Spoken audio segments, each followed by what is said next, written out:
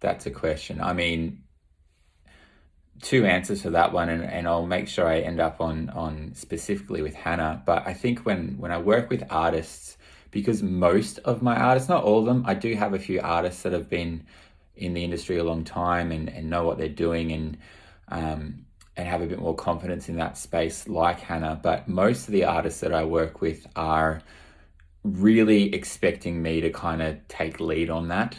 And so I'm kind of opening their eyes to what's possible in the ultimate music world and what's possible for them with their songs. And so a lot of the time I'm kind of holding the artist by the hand saying, hey, let's go here.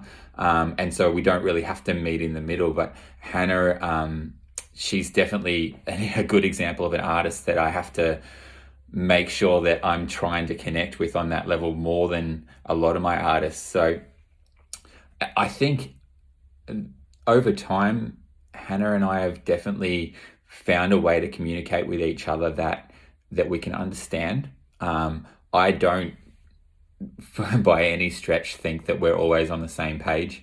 In fact, sometimes she's in a world that I'm just trying to tap into because it seems magical.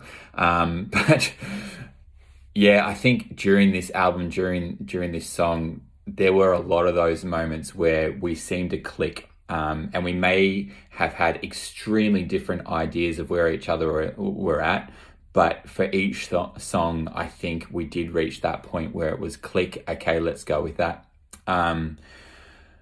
Yeah, I can recall a few moments where Hannah would say something and I say, "Oh, do you mean like this?" And she'd be like, "Nah," and then hashtag awkward silence.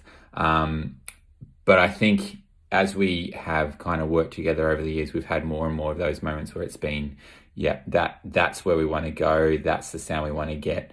And ultimately that lends into finishing the song quicker. And I think that this song is an example of that happening, where at the end of the recording, when we listened back and we put the filters over it, we looked at each other and we said, that's the version of the song that best suits that song, best suits this album. So yeah, I think Hannah and I specifically have kind of wrestled our relationship through to achieving a few more of those moments than I've been able to achieve with even some other people I've been working to for this long. To me, society needs to look around, realize that people just need a chill pill. You say to me, just learn to follow the flow.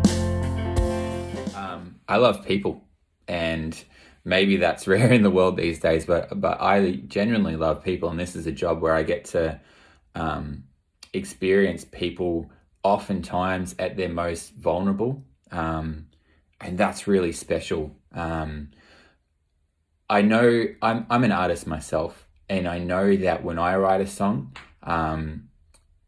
if I'm going to reveal that song to you in its most purest form, I may as well be standing in front of you naked, to be honest, because it's like, this is not just what you can see on the outside undressed. This is my mind. This is everything that I'm feeling inside in words to the best of my ability for you to judge.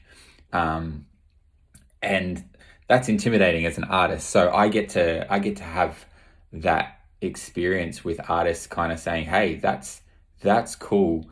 I get you. I accept you.